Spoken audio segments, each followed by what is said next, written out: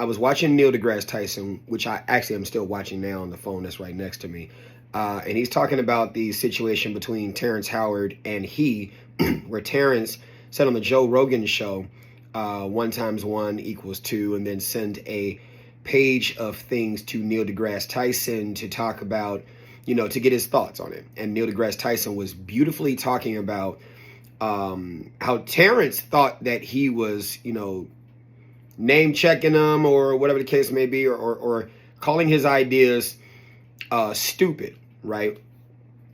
And Neil deGrasse Tyson wasn't doing this. He was actually using a lot of professional, honest scientist language that obviously, after hearing Neil deGrasse Tyson and seeing the actual words from the page that he wrote back to Terrence Howard, it was just words that obviously Terrence couldn't understand.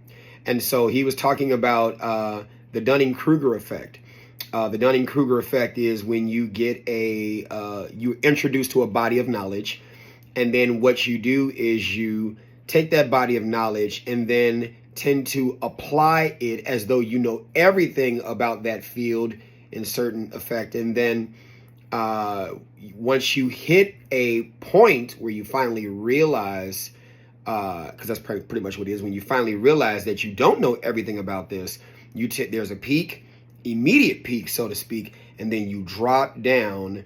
And then if you're still interested in the subject, as you begin to get more exposure and more experience and more knowledge and stuff like that, then you begin to go upward, right? And there's a graph that introduces this.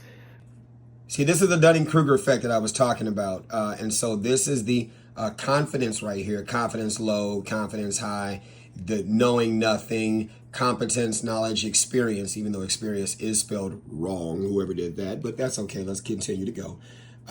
Guru, right?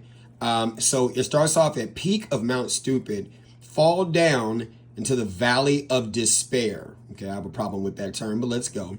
Right? Slope of enlightenment, and then plateau of sustainability. I want you all to understand that words have meaning. So one of the things that I did, and I said, oh my God, stupid. Why would you use stupid, stupid, stupid?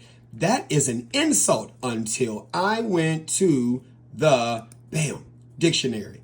Nah, more so Google. Let's call it what it is, right? Stupid definition. And then when you begin to actually open that up, what does it say? Stupid. Having or showing a great lack of intelligence or common sense. Does it say anything about how you should feel about that word? No, it does not.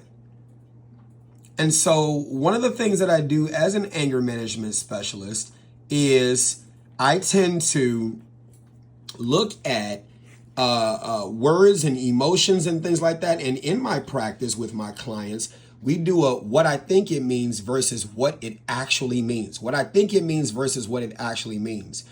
When does stupid become an insult if the dictionary definition of stupid does not apply emotion to that?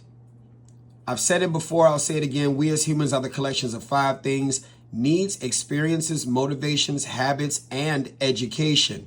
It is very important to introduce education into the conversation as early as possible and as often, because that is what I believe to be the greatest emotional management, so that you can get over that hump, so that you can go on ahead and start to learn quicker, because you set your emotions aside, where there is nothing that says that you should feel one way or another about a definition that makes sense. Stupid. Having or showing a great lack of intelligence. And you can have a great lack of intelligence or common sense. Now, I like those terms, common sense, because common sense is defined as good sense and sound judgment in practical matters. Practical, over concerning with the actual doing of things rather than just theory or ideas. So common sense doesn't mean you're a bad person. It just means you just haven't been trained, or all you have is theories, but you haven't put them to use. So there's no practicality to it, and therefore, you lack common sense. And lack just means you just don't have enough of it. Great simply means it's a lot of the enough that you don't have. If I'm saying that, here it is, stupidity right here, and this is in Wikipedia of source. Stupidity is a lack of intelligence, understanding, reason, or wit. Now, an inability to learn, I don't know about the inability to learn part. That might be something that is an assumption more than just, the reality that is just a lack of intelligence, understanding, or reason, or wit. Maybe you have the ability to be able to learn and just haven't been taught by a person who can make it make sense to you. So then I have a problem with this. The valley of despair. The valley of despair, right? So let's go to the dictionary. When we look up despair in the definition,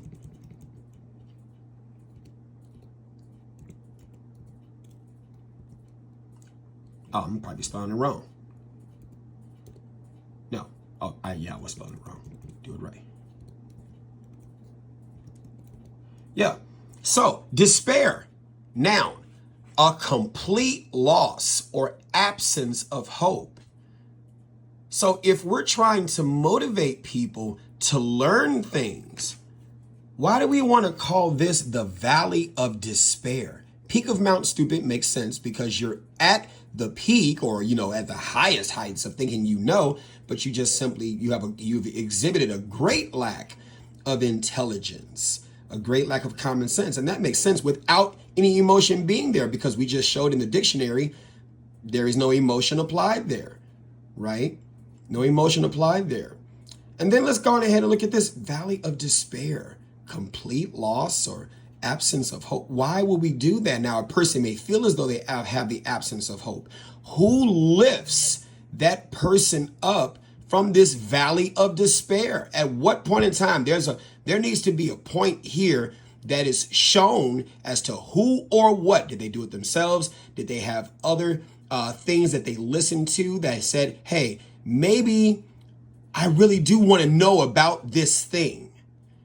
So I'm going to start to gain that knowledge, that experience, that should be spelled right, that competence that starts me off on the journey to turn this thing around and get up that slope of enlightenment so I can get to a plateau of sustainability. And do I even want a plateau? How high can I go? Can I go past the peak of Mount Stupid to become a Neil deGrasse Tyson? That's why I like being an open source learner. Yeah, I like being an open source learner because I like moving past what people say I can and cannot learn. But it takes something to get you to that stage, So what are your thoughts about this? What are your thoughts about this? Words can mean stuff. I think that the greatest emotional management can be use of the dictionary. Because if it is true that we as humans are the collections of 5 things, needs, needs, experiences, motivations, habits, and education, I am of the opinion, I'll repeat that again, we as human beings are the collection of 5 things, at least at a minimum: needs, experiences, motivations, habits, and education. I think the education and the experience, the 2 E's, need to combine. You need to put that education early and often that could perhaps better affect one's motivations, right? Because if you look at the definition of motivation, motivation is the biological, emotional, social, and cognitive force that activates behavior. Well, if I have education that helps me make sense of my experiences, it could perhaps shape my motivations, give me discipline and self-control and things of that nature, and also help me with my habits. Does that make sense?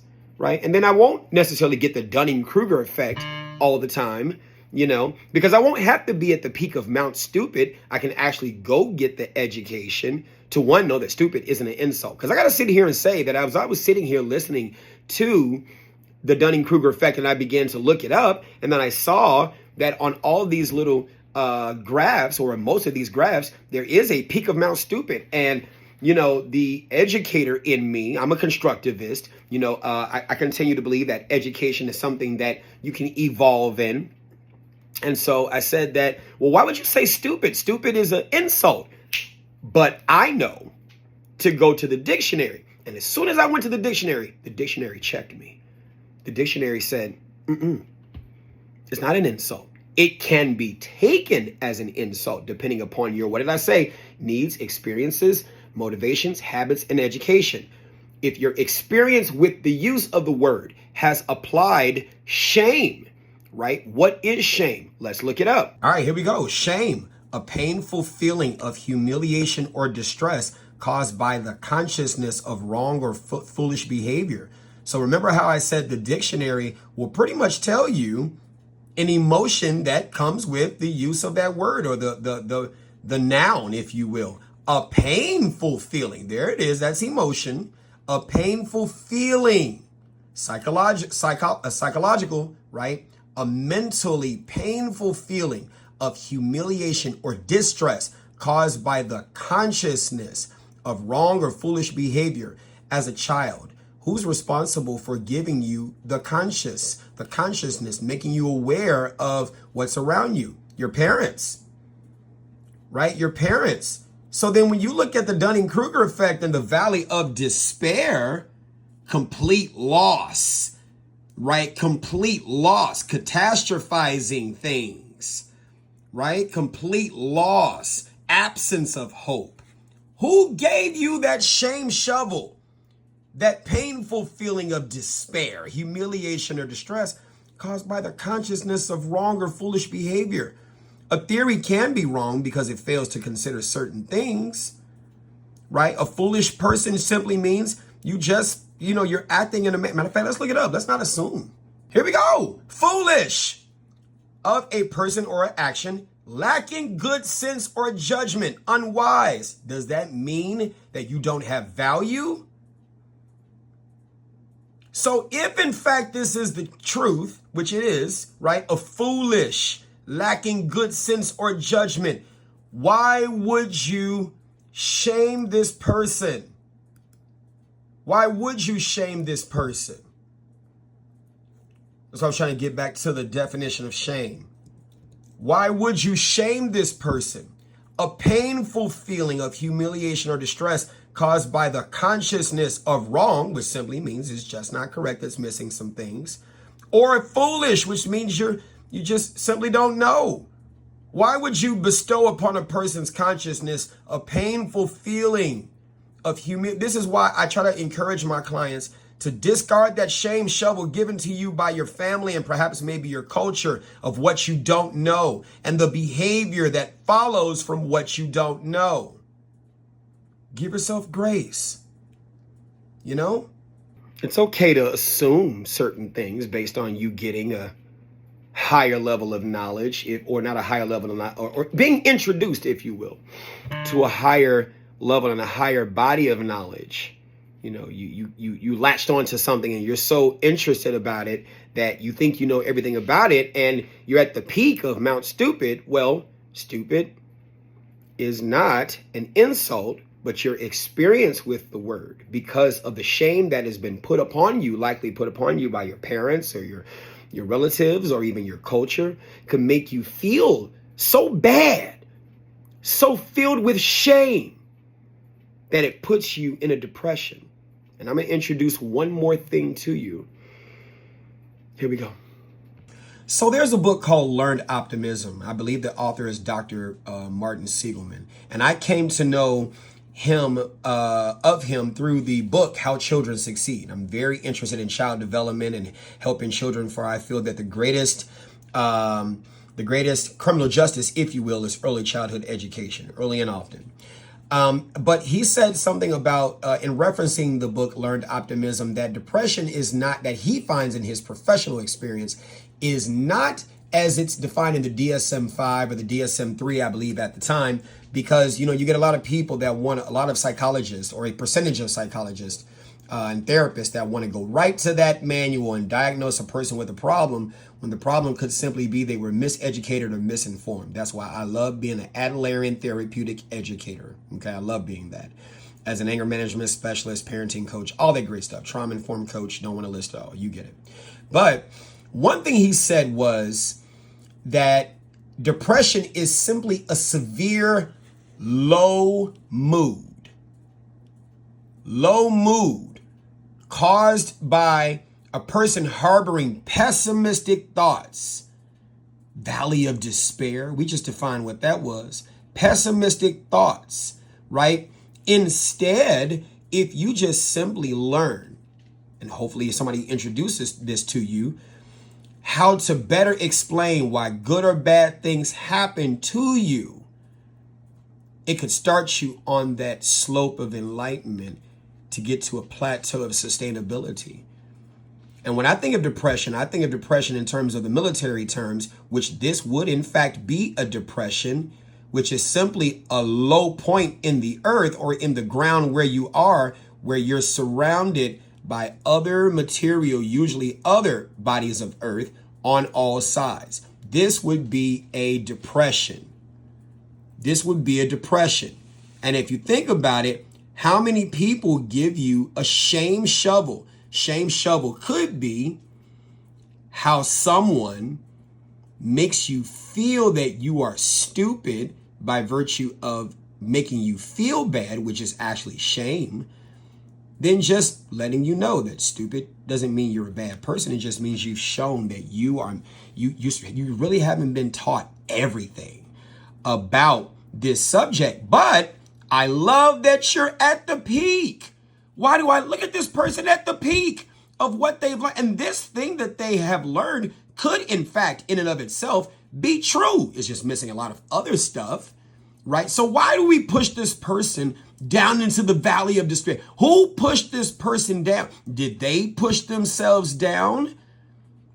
Did they fall down? Did they slip? Were they pushed down? Sometimes society can push you down into this valley of despair. Why can't there be a beeline from here and let this slope of enlightenment start from here to where you're going even higher? Why? Because this person with their thumbs up, they're showing a lot of curiosity in what they've learned. And this is where teachers who understand how to lift people up, I take you from where you are, show you humility, and say, here, I want to introduce some things that may make you even go higher so we can enlighten you even more.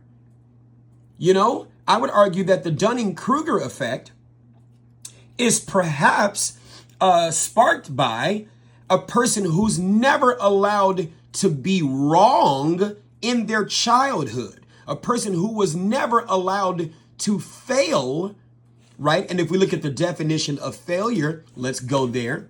The definition of fail.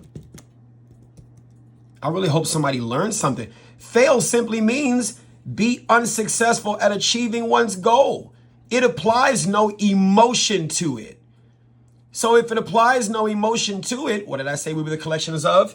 Come on. Needs, experiences, motivations, habits, and education, right? If your experience with the word fail has produced shame,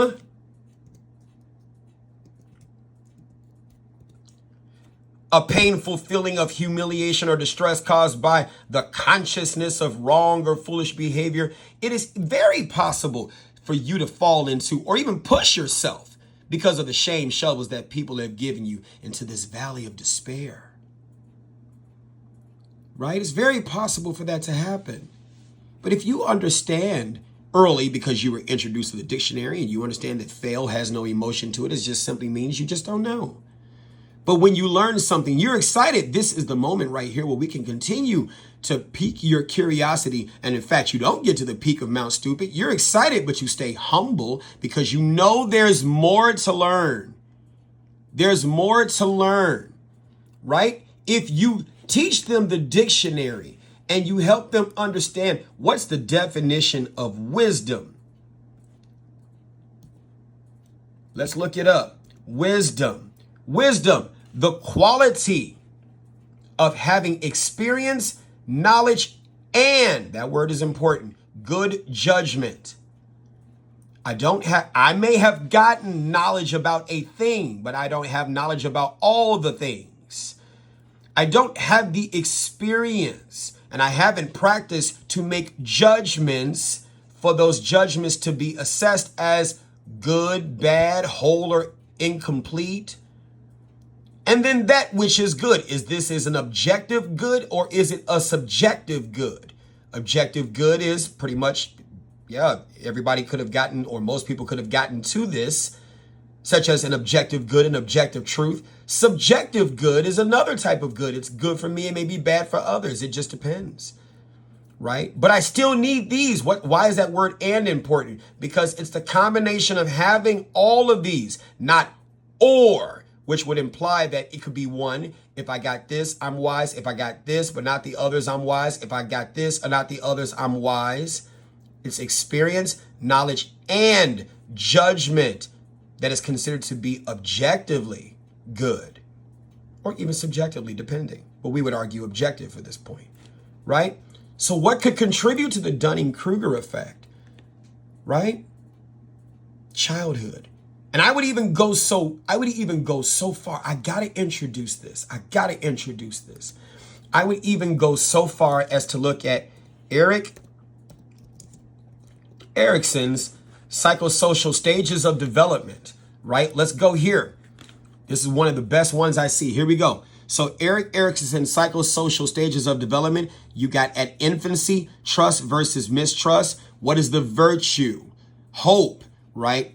Trust that basic needs such as nourishment, affection will be met. These are needs, Maslow's hierarchy of needs, right? But I argue that a great percentage of people who have an issue with learning get that early on in early childhood from 1 to 3 years. What's the basic conflict? Autonomy versus shame and doubt. What does that do? Give you the will to want to learn. Description. Develop a sense of independence in many tasks. Right? Even if we go to this website, Simply Psychology, right? You can go down to autonomy versus shame and doubt. Let's look at that. Autonomy versus shame and doubt. If encouraged and supported in their increased independence, children will become, let me raise this up, children will become confident and secure in their ability to survive.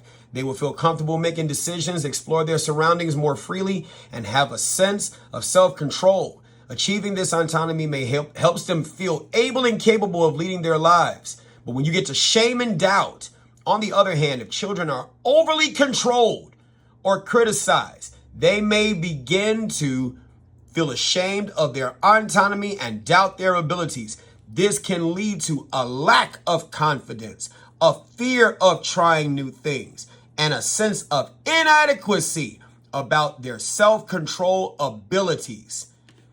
Doesn't that sound like, come on, get out the way. Doesn't that sound like the valley of despair? That sounds like the valley of despair. How not encouraging them and educating them about things early on can contribute to the Dunning-Kruger effect.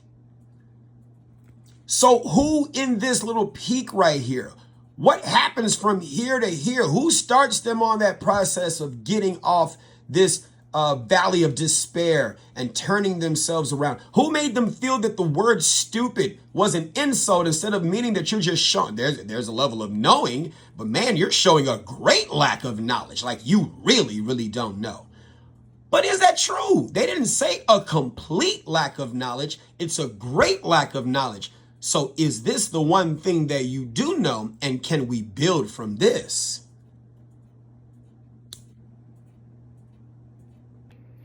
I know I've said a lot, and it's time for me to go pick up my girls and take them to school. Sound off in the comments. What do you think? Early childhood, education. What did I say? The greatest criminal justice is early childhood education. That's the greatest criminal justice. Those first years are extremely critical. Extremely critical. What are your thoughts? Turn up in the comments. This is Instructor Mike. You've been trained. See ya.